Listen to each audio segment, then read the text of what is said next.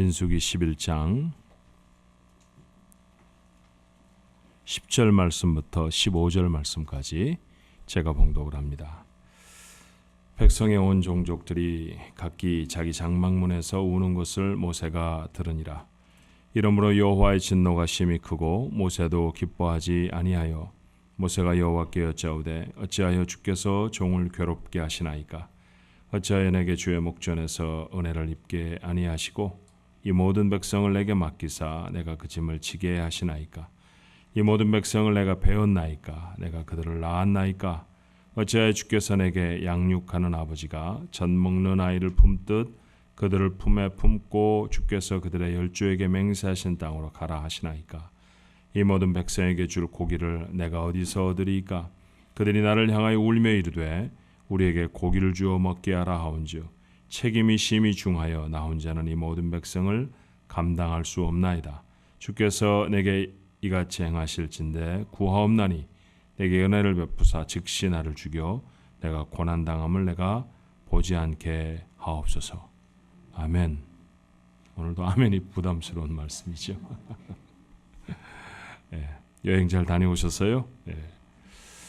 가족들과 함께 이렇게 쉼의 시간, 여행의 시간, 여러분에게 유익한 시간이 됐을 줄로 압니다. 한 주 건너서 한 보름 만에 또는 뭐 더 길게 이렇게 못 배웠던 분들도 계실 것 같은데 같이 한번 인사하십시다. 오랜만입니다. 잘 계셨죠? 예, 편안하셨어요? 건강하셨습니까? 원집사님은 오랜만이네 아주 그냥. 예. 오랜만에 나온 죄로 맨 앞자리에 앉았군요. 여러분 모두에게 이달에도 하나님의 은혜가 충만히 임하시기를 바랍니다. 출애굽기라고 하는 성경은 제목 그대로 이집트에서 노예로 살던 이스라엘 백성들이 출애굽한 내용을 기록하고 있죠. 이어지는 레위기에는 그 하나님 앞에 어떻게 예배를 드려야 하는 것에 대한 세부적인 내용이니까 역사적인 기록과는 조금 거리가 있습니다. 차라리 시간적으로 순서를 따져 출애굽기의 다음 얘기가 된다고 하면 민수기라는 성경이에요. 이어지는 민수기에는 출애굽한 이스라엘 백성이 광야 시내산에서 한 1년여 동안 머무른 후에 이제 다시 본격적으로 가나안 땅을 향한 여행을 시작하는 그런 내용을 기록하고 있습니다. 그들은 시내산에서 머물면서 하나님의 법이라는 걸 받았어요. 율법이라고 우리가 보통 부르는데 이제 나라를 이룰 사람들이 그 나라의 근간이 되는 법을 마련하는 중요한 시간이었죠. 한 나라가 되려면 국토도 있어야 되고 주권자도 있어야 되지만 법도 있어야 되잖아요. 이스라엘이라고 하는 나라가 이제 법을 만드는 겁니다. 성막도 정성 들여서 만들었습니다. 성막이라는 건 하나님 앞에 나가 예배하는 곳이죠. 이스라엘이라고 하는 백성의 정체성은 하나님과의 관계에 있었습니다. 이스라엘은 어떤 왕의 백성이 아니라 하나님의 백성이었어요. 그러니까 사울의 백성, 다윗의 백성이 아니라 하나님의 백성이었습니다. 그러므로 그 하나님과 지속적인 관계를 맺는 일이 이스라엘 백성들에게선 무엇보다 중요했죠. 이 일을 모세는 제사, 요즘 우리말로 말하면 예배로 가르쳤습니다. 그러므로 그 하나님과 관계를 맺기 위해 나가야 하는 예배의 장소는 가장 중요한 곳이 되어졌습니다. 그게 바로 성막이었어요. 인구조사도 새롭게 했습니다. 각 지파의 행진의 순서도 역할도 정했죠. 그리고 그 지파를 인도해낼 지도자도 세웠습니다.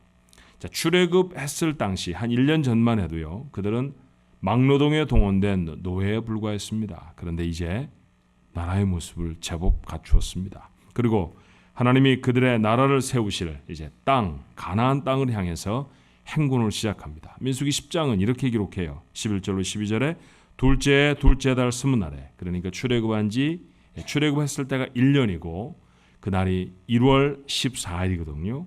그러니까 2년 2월 20일 1년이 조금 지났죠.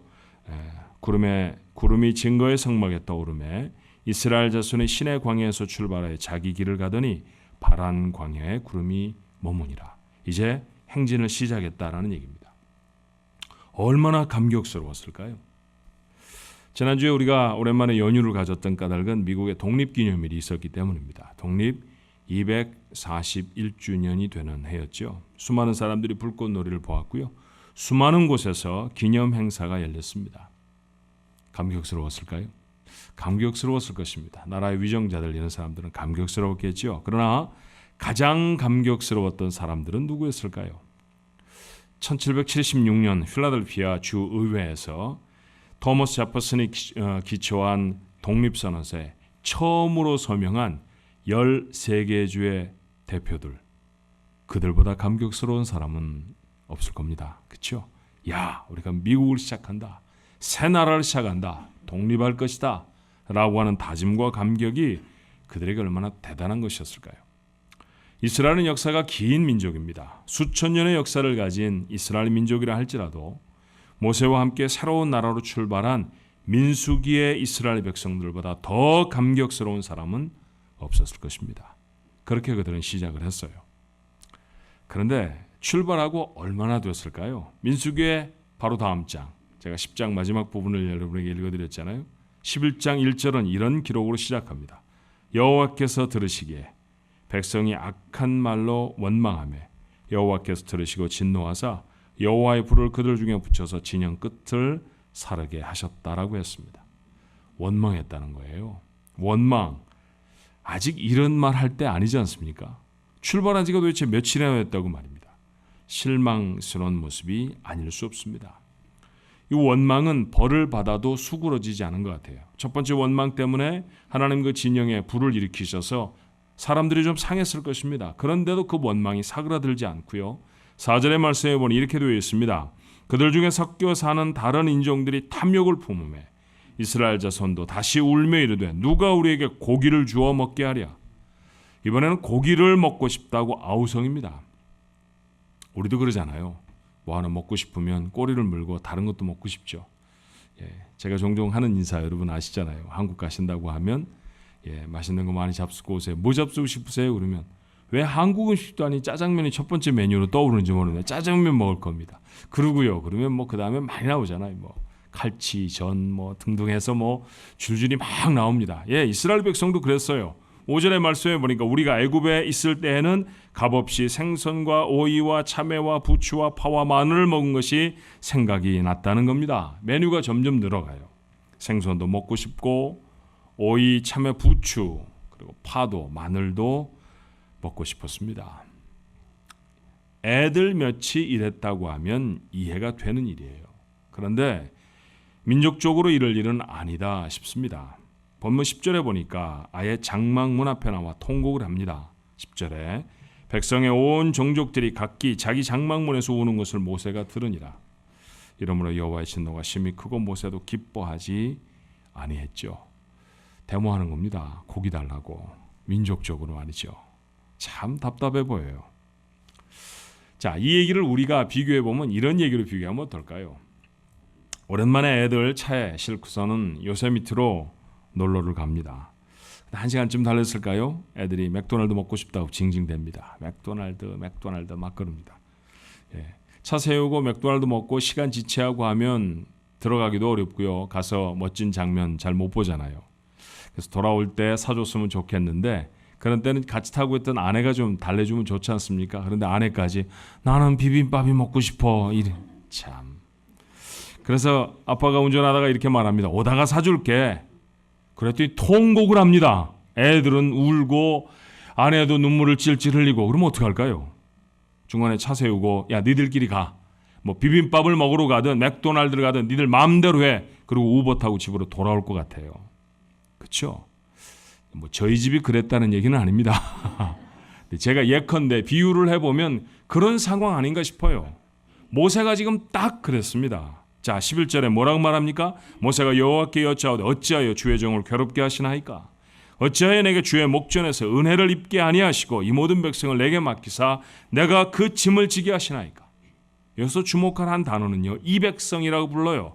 모세는 더 이상 이스라엘 백성을 내 백성이라고 부르지 않습니다. 이 백성을 살려달라고 자기 생명도 걸었던 모세였거든요. 그런데 이젠 지긋지긋합니다. 한 번만이 아니라 11절, 12절, 다시 13절, 14절에 네 차례나 그는 이스라엘을 이 백성이라고 말합니다. 12절에 그는 이렇게 소리를 높이죠. 이 모든 백성을 내가 배웠나이까?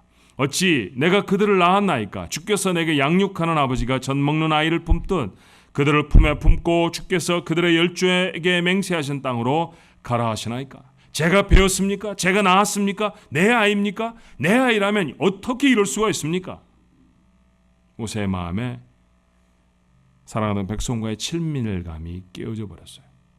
실망이 너무 심해서 절망이 되어졌고, 그 절망은 더 이상 자기 백성으로 여겨 마음에 담고 싶지 않았다는 얘기죠.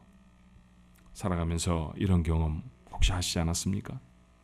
철석까지 믿고 살았던 남편이나 아내에게 이런 서운한 마음이 들 수 있습니다. 몇십 년을 같이 살았는데 남처럼 여겨질 때 마음이 서늘해지지 않아요? 생명을 걸고 키워낸 아이들인데, 아이들 때문에 노력했고 아이들 때문에 정말 죽을지도 모르는 분만의 고통을 경험해 내지 않았나요? 그런데 그 아이들이 커서 야, 이거 좀 같이 하자 그러는데 서늘한 말로 나 바빠 라든지 뭐 이런 얘기로 답을 하면요, 정말 마음이 서늘해요. 신문에서 컬럼을 하나 읽었는데, 한 작가 여자분이 뉴욕으로 떠나보낸 딸을 오매불망 그립니다. 어느 날 그 그립던 딸이 전화를 했어요. 전화를 딱 보니까 틀림없이 딸의 번호입니다. 그래서 그래 잘 있고 뭐 그랬는데 답이 없어요. 야, 뭐 엄마는 들리는데 왜 답을 얘기를 안 해? 잘 들려, 얘기해. 그랬더니 또 끊어져 버립니다. 야, 이거 걱정이 되잖아요. 무슨 일이 혹시 있는 건 아니야? 얘가 왜 전화해놓고 아무 말도 안 하지? 다시 전화를 했습니다. 몇 번째 만에 딸이 전화를 받아요. 야, 너 조금 전에 전화하지 않았어? 전화했어. 근데 왜 아무 말도 안 하고 끊어? 거래처에 전화한다는 게 잘못 눌러진 거야. 괜찮아 엄마, 잘 있지? 나 바빠? 여러분, 그런 마음이 어때요? 내가 저거를 딸이라고 낳고 미역국을 먹었나? 옛 어머니들이 하시던 말씀 딱 맞다, 그런 생각이 듭니다. 상처를 입게 되죠. 모세도 그랬어요. 상처 입은 모세, 마침내 이렇게 선언합니다. 14절에 책임이 중하여 나 혼자는 이 모든 백성을 감당할 수 없나이다. 못하겠습니다. 해도 끝이 없습니다. 이런 말이죠. 백성에 대한 실망감이 그만큼 컸습니다. 이 사람들은 노예로 살아가던 그들을 위해 생명을 걸고 바로와 대결하던 나를 기억은 하는 걸까? 막막한 바다 앞에서 절망할 때 그들을 인도해낸 하나님은 기억하고 있는 것일까? 오늘 아침에도 만나 하나님이 돈도 받지 않고 그들에게 주신 음식을 먹은 백성이 정말 이래도 되는 걸까? 모세의 마음속에 들었던 생각들일 거예요. 실망합니다. 이런 백성 더 이상 인도할 자신이 없었습니다. 당연히 그에게 주어져야 할 감사가 없습니다. 경무에 시달리는 그를 격려하는 사람도 거의 없습니다. 모두 다 그들 위한 일인데 말입니다. 이런 생각이 들면 떠나고 싶죠. 아내는 친정으로 가방을 싸고요, 남편은 아무에게도 말하지 않고 홀로 여행을 떠납니다. 때로 그런 마음으로 목회지를 떠나는 신실한 목사들도 있습니다. 마침내 모세는 이렇게 말해요. 15절에 주께서 내게 이같이 행하실진대 구하옵나니 내게 은혜를 베푸사 즉시 나를 죽여 내가 고난당함을 보지 않게 하옵소서. 죽고 싶습니다. 사람은 기본적으로 관계로 살아요. 그러므로 사람에 대한 가장 큰 형벌은 이 관계를 깨트리는 것이고 관계가 깨어지는 것입니다. 죄를 짓는 사람을 왜 감옥에다 가둘까요? 그게 무슨 벌이라고 30세 때 자기가 하지 않은 밥 꼬박꼬박 먹이면서 감옥에서 치료도 해줍니다. 그러니 감옥에 가는 거 좋습니까? 난 이제부터 밥 하지 않아도 돼, 이러고 기뻐하는 사람이 있을까요? 아무도 없습니다. 왜 그곳이 고통스럽습니까? 관계가 단절되기 때문입니다. 사람은 관계를 갖지 않으면 살아갈 수 없는 존재죠. 곁에 있는 사람들과의 친밀감이 깨어지고 실망이 되면 살아도 즐겁지가 않습니다. 살고 싶지 않다는 생각이 불현듯 들죠. 사람과의 관계를 잃어버리게 되는 상실감이 얼마나 빠르게 사람을 우울증의 늪으로 밀어넣는지 몰라요. 지금 모세가 그랬습니다.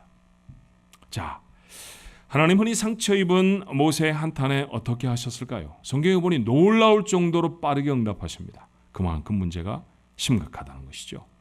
하나님이 빨리 처리해 주셔야 할 문제라는 걸 하나님이 아셨다는 얘기입니다. 하나님의 응답은 세 가지였어요. 첫 번째, 메추라기를 보내서 이스라엘에게 배불리 고기를 먹게 해주겠다라는 것이었고요. 두 번째, 함께 일할 동역자를 주시겠다는 것이었습니다. 마지막으로 원망했던 백성들 가만두지 않으시겠다는 거죠. 응분의 벌을 주시겠다는 것이었습니다. 말씀대로 하셨죠. 하나님은 이후의 말씀을 읽어보니까 한 달 동안 엄청난 분량의 메추라기 떼를 이스라엘의 진영으로 몰아오셨습니다. 그들은 지겹도록 고기를 먹을 수 있었죠. 그러나 벌도 분명히 주셨습니다. 민수기 11장 33절의 말씀에 보니까 고기가 아직 이 사이에 있어 씹히기 전에 여호와께서 백성에게 대하여 진노하사 심히 큰 재앙으로 치셨다고 했습니다. 많은 사람이 죽었습니다. 죽은 사람들은 묻은 무덤이 헤아릴 수 없을 정도로 많았습니다. 그래서 아예 그곳의 지명이 탐욕의 무덤, 기브롯 핫다와 공동묘지가 되어져 버렸어요. 하나님이 하셨던 두 번째 일은 70명의 장로를 세워서 모세와 함께 백성을 돌보게 하신 일이었죠. 그들이 하나님이 주시는 은혜로 예언도 하게 하셨습니다. 그러나 모세가 하는 예언과는 차별을 두셔서 모세의 리더십을 다시 한번 든든히 세워주십니다. 25절의 말씀에 보니까 여호와께서 구름 가운데 강림하사 모세에게 말씀하시고 그에게 임한 영을 70장로에게도 임하게 하시니 영이 임하신 때에 그들이 예언을 하다가 다시는 하지 아니하였더라. 모세는 무시로 예언을 할 수 있었던 사람이었지만 장로들은 하나님이 영을 주실 때에만 예언할 수 있었다라는 얘기죠. 자, 이와 같은 일련의 조치를 통해서 모세는 회복이 됩니다. 이후의 말씀이 계속되는 걸 보면 이후에 여전히 38년 동안이나 이스라엘 백성을 모세가 인도해낸 것을 보면 모세는 회복된 것이 분명합니다. 그렇잖아요. 한두 번 마음에 섭섭함 담았다고 모세의 말처럼 죽을 노릇은 없습니다. 다시 기운을 내서 실망을 이기고 인생의 여행을 계속해야 합니다. 어떻게 이런 사람들과의 관계에서 오는 상실감을 극복할 수 있을까요? 오늘 말씀이 우리에게 주시는 교훈들은 어떤 것이겠습니까? 어떻게 해야 사람에게 실망한 마음을 회복할 수 있을까요? 첫 번째, 감정을 솔직하게 하나님 앞에 내어놓는 거예요. 자, 제가 드렸던 말씀을 다시 똑같이 반복할 테니까 어떤 단어가 중요한지 선택해 보십시오. 감정을 솔직하게 하나님께 내놓는 것입니다. 첫 번째로 중요한 단어는 하나님이고요. 두 번째로 중요한 단어는 솔직하다라는 단어입니다. 자, 누군가에게 실망하면 우리는 참으려고 노력합니다. 그런데 여러분, 참아서 내 안에 담아두면 반드시 상처가 되죠. 화를 내기도 합니다. 자, 참거나 화를 내거나 두 가지 방법을 우리가 보통 사람에게 실망함을 하게 되는데 이것은 실망을 해결할 좋은 방법은 아닌 것 같아요. 이렇게 하면 안으로 숨어든 상처는요, 사실의 크기보다 훨씬 더 큰 상처를 만들어냅니다. 누구도 다 스토리를 쓰거든요. 남편이 밥 먹으면서 맛있다고 안 해주면 무슨 생각이 듭니까? 밥이 맛이 없는 거예요. 그게 팩트, 사실입니다. 그런데 여자분들은 소설을 쓰잖아요. 사랑하지 않나 봐, 이렇게. 그렇죠? 사실보다 훨씬 큰 상처가 있어요. 애들이 정말 바빠서 전화를 못 받은 거예요. 그런데 저거 나는 안중에도 없나 봐. 안중에 있어요. 사실은 안중에 있는 것인데 그렇게 마음에 참고 담아버리면 사실보다 상처가 더 커지고요. 나중엔 그 상처가 사실이 되어버립니다. 그러면 걷잡을 수 없는 문제가 생기죠. 화를 내면요. 내가 벌컥 남편한테 화를 내면 남편이 미안해, 맛있다고 그러면 잊어버렸네. 그런 얘기 들어보셨어요? 이 여자가 갑자기 왜 이래? 이런 소리나 듣죠. 엄마 좀 안 좋아 어디? 그런 얘기나 애들한테 들어요. 왜 뻔히 잘 참다가 보통 때는 잘 지나가던 일인데 지금에 와서 그러느냐, 그런 얘기죠. 우리는 보통 그렇게 반응을 합니다. 제가 아내로 얘기를 했습니다만 남편들도 마찬가지고요. 때때로 자녀들도 마찬가지예요. 화를 내면 위로와 사과를 받는 것보다 오해만 더 깊어집니다. 그러면 관계가 훨씬 더 나빠지죠. 그러면 문제를 어떻게 풀까요? 우리가 보통 하는 대로 참고 화를 내고 하는 방식으로 풀어내지 않는다고 하면 어떻게 해야 할까요? 모세는 어떻게 했나요? 모세는 백성들에게 화를 내 소리 지르지 않았습니다. 자조적으로 푸념을 한 것도 아니었죠. 자신의 감정을 하나님께로 가져옵니다. 그리고 솔직하게 그 감정을 하나님 앞에 말씀드리잖아요. 그가 가져온 상처 입은 감정을 하나님은 들으시고 만지시고 해결하셨어요. 상처 입지 않은 마음은 세상에 하나도 없습니다. 그런데 그 상처를 해결할 수 있는 가장 효과적이고 실제적인 방법이 무엇인지를 오늘 성경은 우리에게 보여주죠. 무엇입니까? 하나님께 가져오는 것입니다. 그러니 살아가면서 가장 중요한 것은 하나님과의 통로를 열어놓는 거예요. 내가 상처를 입으면 하나님 앞에 아뢰할 수 있는 통로, 그 상처를 아뢰할 때 하나님이 주시는 말씀을 들을 수 있는 통로, 이 통로가 열려져 있지 않으면 정말 답답한 세상을 살아갈 수밖에 없습니다. 자, 내 문제를 내 언어로 하나님께 말하는 것을 기도라고 한다고 하면 하나님의 말씀을 듣는 것은 묵상이라고 할 것입니다. 나는 내 언어로 하나님께 내 문제를 말씀드립니다. 기도라고 했죠. 그러면 하나님은 성경 말씀으로 내 문제를 해결하십니다. 그 하나님의 말씀을 듣고 이해하는 방법이 묵상이에요. 기도와 묵상을 놓치고 건강한 마음으로 살아갈 수 있다. 기적입니다. 그렇게 못 살아요. 하나님과의 통로가 열어질 수 있어야 그 하나님 앞에 늘 자신의 문제를 아뢰고요. 아뢰는 그 자신의 상처에 하나님이 무엇라고 말씀하시는지를 들을 수 있죠. 그러면 해결이 됩니다. 속이 상하면 이불 뒤집어 쓰고 교회부터 안 나오잖아요. 그러지 않아야 합니다. 제가 오래전에 강아지 한 마리 키웠거든요. 그런데 저희 가족들이 좀 긴 시간 외출을 하다가 돌아와서 자기가 볼일 볼 시간들을 제때 마련해 주지 않았다거나 그러면 이게 삐칩니다. 그러고선 이상한 짓을 해요. 제일로 중요한 자리, 그러니까 예를 들어 제가 공부하는 제 책상 밑에 이런 데다가 쉬를 싸놓는 거예요.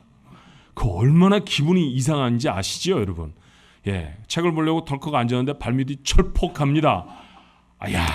그러면 어떻게 하겠어요? 그럼 이제 불러냅니다. 이쁘나? 그래 불러가지고 이제 제가 벌을 주죠. 저희 강아지가 벌을 받는 방법은 벽에다가 앞다리를 들고 서 있는 거예요. 한참 부들부들 할 동안 한 30분 좀 서 놓으면 이제 정신을 차리게 그렇게 만들어 놓는 거죠. 그렇게 벌을 줘요. 그러면 이 강아지가 벌 받고 기분 좋았겠어요? 아니, 식구들이 다 나가서 자기 돌봐주지 않는 데 대한 시위 아니었습니까? 그러니 미안해 뭐 이런 거 기대했을 수 있잖아요. 강아지 입장에서 보면. 그런데 주인이 오줌 좀 싸놨다고 말이죠. 또 벌을 주는 거예요. 연세로 보면 저보다도 연세가 높았는데 말입니다. 예. 그러니 이게 보통 화가 날 일이 아니죠. 근데 그 벌을 마치고 나서 이쁘나 일로 와 그러면요. 거리를 흔들고 더 귀여웁니다. 제가 그 강아지를 머리를 쓰다듬으면서요. 이렇게 말해요. 그래, 너보다 못한 사람들이 정말 많다. 제가 무슨 얘기하는지 아시죠? 문제를 당하면 왜 하나님을 도망갑니까? 여러분 부부싸움하라고 하나님이 부추겼나요? 애들이 못된 소리 하라고 하나님이 마음에 네 엄마가 얘기하면 확 받아줘 이러셨나요? 그런데 왜 삐치는 건 늘 하나님입니까? 왜 늘 잘라먹는 것은 기도일까요? 그래서는 해결할 방법이 세워지질 않습니다. 문제가 생기고 어려움이 생기면 정말 속이 상하면 그때 정말 해야 할 일은 기도입니다. 다른 게 아니라 기도입니다. 그때 예배당에 안 나오고 언제 나옵니까? 바다에 가서 아무리 하염없이 바다를 보아도 파도가 여러분 마음을 해결해 주지 못해요. 그러니 하나님께 나와야 합니다. 하나님의 말씀 묵상해야죠. 답이 어디에 있습니까? 길이 어디에 있습니까? 하나님의 말씀 속에 있잖아요. 나아가야 할 길, 엉켜져 버린 관계를 풀어내야 할 방법, 하나님의 말씀 말고 다른 곳에서 찾을 수 있나요? 못 찾습니다. 그러니 하나님의 말씀에 다시 돌아와야죠. 기도하고 묵상하는 일, 속상해도 하셔야 합니다. 그래야 치료받습니다. 아무리 아파도 정말 머리가 어지러워서 한 걸음을 떼어놓을 수 없어도 아픔을 치유할 수 있으려고 하면 병원까지는 길을 쓰고 가야 합니다. 그렇잖아요. 우리 그거 모르지 않잖아요. 아무리 마음이 상해도, 아무리 속이 상해도, 아무리 힘이 들어도, 아무리 절망스러워도 하나님 앞에 나와야 합니다. 하나님 앞에 나와 하나님 붙들고 기도를 시작해야 해요. 하나님의 말씀을 열어야 합니다. 글자가 다 공중에 떠올라서 산만하게 내 귀에 하나도 들어오지 않는 것 같아도 그래도 그 낱말 하나하나 붙잡으면서 하나님이 뭐라고 말씀하시는지 주목해야 합니다. 그게 살 길입니다. 그렇게 나으십시오. 감정을 솔직하게 하나님 앞에 가지고 나와 아뢰는 것. 우리가 나을 수 있는 방법 첫 번째 걸음이라는 사실을 놓치지 않아야 합니다. 두 번째, 책임을 다른 사람과 나누는 것이죠. 과중한 책임감과 과로, 지나치게 많은 일 말입니다. 늘 마음의 문제를 만들어내요. 자녀가 얼마쯤 자라면 아버지 어머니가 할 수 없는 일이 있다는 사실 아이들과도 함께 나누어야 합니다. 부부는 무한 책임의 관계예요. 그러나 어느 한 사람의 일방적인 책임일 수는 없지 않습니까? 먹고 사는 일, 자녀를 양육하는 일, 노후를 준비하는 일에서부터 음식을 하고 청소를 하는 일에 이르기까지 의논하십시오. 짐을 나누면 몸만 가벼워지는 게 아니랍니다. 마음이 회복될 수 있습니다. 여러분의 일터의 문제라고 하면 함께 일하는 동료들과 진지하게 이 문제를 상의할 수 있어야 해요. 하나님은 모세에게 70명의 장로들을 주셨습니다. 다윗에게는 요나단을 주셨고요. 예수님조차 12명의 제자와 사역을 나누셨어요. 우리를 위한 사람도 있을 것입니다. 기도와 묵상을 통해 발견하십시오. 그리고 여러분을 고통스럽게 하는 책임을 나눌 수 있어야 합니다. 마지막 세 번째로 하나님의 능력을 의지하는 것이죠. 우울증에 늪에 빠져버린 모세는 현재 불가능한 일만 보였습니다. 13절에 이렇게 말하지 않던가요? 이 모든 백성에게 줄 고기를 내가 어디서 얻으리까? 못 얻죠. 무슨 방법으로 장정만 60만 명인데 고기를 주어 먹게 하겠습니까? 모세에게는 가능한 일이 아닙니다. 하나님은 우리에게 가능하지 않은 일을 하라고 하신 일이 없어요. 모세에게 가능하지 않은 일이라고 하면 누가 하시는 일입니까? 하나님이 하실 일입니다. 하나님이 고기를 먹이시겠다고 하셨죠. 그런데 그렇게 말씀하실 때에도 모세는 이렇게 반응합니다. 민수기 11장 21절로 22절에 모세가 이르되 나와 함께 있는 이 백성의 보행자가 60만 명이온데 주의 말씀이 한 달 동안 고기를 주어 먹게 하겠다 하시오니 그들 위하여 양떼와 소떼를 잡은 줄 조카오며 바다의 모든 고기를 모은 즉 조카오리이까. 무슨 말이에요? 하실 수 있다는 얘기입니까? 못 하신다는 얘기입니까? 못 하신다는 얘기입니다. 하나님, 제 남편 못 바꿉니다. 하나님, 우리 애 못 바꾸십니다. 하나님, 우리 마누라 저대로 살 겁니다. 정말 그래요? 하나님 정말 못 바꾸시나요? 하나님 사람 못 바꾸시는 분입니까? 바꾸시는 분입니다. 문제와 상황 바꾸어내시는 분입니다. 나를 속상하게 하고 섭섭하게 하는 사람이 있다 할지라도 하나님 그 사람 바꾸십니다. 그런데 감정적인 상처가 모세처럼 신앙의 침체로 이어져 버려요. 믿어지지 않습니다. 지금 모세가 그 침체에 빠져 있잖아요. 출애굽의 영웅 어디 있습니까? 없습니다. 여러분의 삶이 이렇다고 하면 일어서야 해요. 그런 모세에게 하나님 이렇게 말씀하시죠. 23절에 여호와께서 모세에게 이르시되 여호와의 손이 짧으냐? 내가 이제 내 말이 내게 응하는 여부를 보리라. 여호와의 손이 짧으냐? 그럴 리가 있습니까? 하나님의 손이 어떻게 짧을 수 있습니까? 하나님의 손은 늘 충분히 크고 길지요. 정신이 번쩍 드는 말씀이었을 거예요.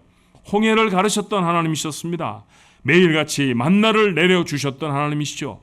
아니 고기 아니고 만나는 장정만 60만 명이 먹는 거 쉽습니까? 그것도 매일같이요. 어렵습니다. 그런데 그거 먹으면서 1년을 지났거든요. 그러니 하나님이 못하실 게 없잖아요. 여러분에게는 어떠신가요? 이와 같은 사실에 생각이 미치자 모세는 자신감을 회복합니다. 몇몇 사람들이 입을 맞추어 자신을 비난해도 개의치 않아요. 하나님이 하신 일을 기억하십시오. 모세에겐 출애굽의 우여곡절에 함께 하신 하나님이 계셨습니다. 여러분에게는 인생의 굽이굽이 예상하지도 못했던 문제와 어려움을 이기게 하셨던 하나님이 분명히 계시는 줄로 믿습니다. 그 하나님을 기억하면 말입니다. 내게 하나님이 다시 베푸실 일들, 그 은혜를 믿음으로 기대할 수 있습니다. 기억해야 기대할 수 있어요. 좋은 것을 기억하십시오. 하나님이 여러분에게 베푸신 일들을 기억하는 것은 그래서 정말로 중요한 일입니다. 혹 사람에게 실망하고 상한 마음이 되어 계신가요? 가족도 친구도 믿음의 동지도 다 귀찮습니까? 상실감의 상처가 깊어지고 있는 것입니다. 계속되면 죽겠다는 소리를 반복하게 되고요. 결국 인생도 즐겁지 않고 신앙생활의 능력도 경험할 수가 없어요. 이겨야 합니다. 우리 식구들 이길 줄로 믿습니다. 여러분 착한 성도들이잖아요. 부족한 종이 여러분에게 말씀 증거하면 그 말씀대로 살려고 애쓰는 사람들이잖아요. 살아나십시오. 일어나십시오. 회복하셔야 합니다. 믿음의 선배 모세가 일어난 모습들 살펴보지 않았나요? 첫 번째가 무엇이었습니까? 하나님께 상한 감정을 솔직하게 내어놓는 것입니다. 물론 하나님의 말씀을 들을 묵상의 채널도 열어두셔야 합니다. 두 번째는 책임을, 일을 다른 사람과 나누는 것입니다. 사람이 없다고요? 아닙니다. 사람은 있습니다. 찾지 못했을 뿐이죠. 기도하면서 찾아보십시오. 반드시 하나님이 예비하신 여러분의 동역자가 있을 줄로 믿습니다. 마지막으로 하나님의 능력을 의지하는 것입니다. 이 일을 위해서 하나님이 내게 하신 일들을 기억하자고 했습니다. 그러면 나를 위해 하실 또 다른 기적들을 기대할 수 있게 됩니다. 이게 믿음입니다. 다시 서십시오. 모세처럼 용감하게 다시 인생을 살아가게 되는 우리 가족 모두가 되시기를 주님의 이름으로 축원합니다. 우리 마음을 담아서 한번 이런 찬양을 해볼까요? 인생을 엄습하는 파도가 있습니다. 그러나 주 품에 안겨서 이길 것입니다. 다 같이 자리에서 일어나셔서요, 주 품에라고 하는 찬양입니다. 우리 함께 믿음의 고백으로 하나님 앞에 찬송하기를 바랍니다. 아버지, 상처 입지 않은 영혼이 세상에 한 사람도 없는 것 같습니다. 구약 성경의 가장 놀라운 믿음의 위인, 홍해를 갈랐을 때 손바닥을 펼쳤던 그 대단한 인물, 그도 실망하고 속상하니 쓰러져 버렸습니다. 죽고 싶다고 말합니다. 하나님, 저희같이 연약한 사람들에게 이런 상실의 감정들로 인한 고통스럽고 어려운 일들 당연히 찾아올 것입니다. 하오나 주여, 다시 한번 저희들에게 새 힘 주셔서 하나님, 폭풍 속에서도 날아오르게 하옵소서. 날아오르게 하옵소서. 이 어려움과 문제를 들고 하나님 앞에 나아가지 않고 헤매었습니다. 잘못됐습니다. 아버지 하나님, 이제 하나님 앞에 나올 것입니다. 하나님 앞에 아뢰을 것입니다. 주여, 오늘도 주께 우리의 상한 마음을 내놓아 사오니 보시는 아버지, 모세를 치료하시고 모세에게 해결의 방법을 주었듯이 해결의 방법을 주옵소서. 통역자가 있을 것입니다. 무겁고 버거운 짐을 지고 가는 죄들, 함께 짐을 나눠야 할 가족이 있을 것이고, 친구가 있을 것이고, 동료가 있고, 동지가 있을 것입니다. 찾게 하여 주옵소서. 기도 중에 찾게 하여 주옵소서. 아버지 하나님, 우리의 짐들을 나누어낼 때 우리의 마음에 허락하시는 놀랍고 큰 가벼움을 허락해 주시옵시기를 소원합니다. 쉬게 하여 주시옵시고 하나님 안에 넉넉한 은혜를 누리게 해 주옵소서. 베풀어 주시는 은혜가 얼마나 큽니까? 성경을 보며 이스라엘 백성을 위해 홍해를 가르셨구나. 나를 위해 가르시는 홍해는 없었습니까? 바다같이 막막한 절망 앞에 서 있었습니다. 우리가 정말 살아갈 수 있을까? 이민자로 이 땅에서 살아갈 수 있을까? 내 아이를 키워낼 수 있을까? 이 연약한 건강을 감당할 수 있을까? 그런데 감당하게 하셨습니다. 날아오르게 하셨습니다. 폭풍 속에서 내 손을 붙잡아 주셨습니다. 지금 치는 폭풍에서도 하나님의 손이 분명히 있는 줄로 믿습니다. 내 손이 짧으냐? 내 손이 짧으냐? 모세가 그 말씀 붙들고 일어섭니다. 우리 가족들도 그 말씀 붙들고 일어서게 하여 주시옵소서. 긴 팔, 넉넉한 팔, 든든한 팔, 우리 하나님 팔 붙들고 설 수 있도록 사랑하는 종들을 인도하여 주시옵소서. 감사한 마음으로 하나님 앞에 귀한 예물을 드리오니 받아주옵소서. 세상 사람들은 돈으로 살 줄 알지만 우리는 돈으로 살지 않고 하나님으로 삽니다. 그러니 하나님이 주신 물질은 하나님이 다 가져가셔도 괜찮습니다. 그런데 우리에게 더 많은 것 남겨주시고 우리 인생 기쁘고 즐겁게 살라 하시고 그 믿음의 표시로 주 앞에 드리게 하셨사오니 드려진 모든 예물에 이 믿음을 담습니다. 그것이 11조 예물이든 선교 헌금이든 감사 예물이든 하나님을 향한 간절함이 아버지 하나님 우리의 마음속에 심으신 믿음이 그곳에 담겨 있음을 기억하시고 저들의 산업에 복을 주시고 기도에 저금하게 응답하셔서 하나님 영광 나타내는 저들 모두가 되어지게 하옵소서. 특별히 경제적인 파도로 인하여 고통 중에 있는 사람들 하나님 다시 한번 비상할 수 있는 큰 은혜도 허락해 주시옵소서. 병 중에 있는 사람도 낫게 하여 주시옵시고 이렇게 세워 주시옵소서. 하나님 앞에 드렸습니다. 드려진 귀한 예물이 하나님의 영광과 하나님의 뜻을 위해 사용될 수 있도록 주님 역사해 주시옵소서. 그렇게 드리고 그렇게 하나님 앞에 사용되어지는 성도들과 교회가 되게 하옵소서. 예수님 이름으로 감사하며 기도하옵나이다. 아멘.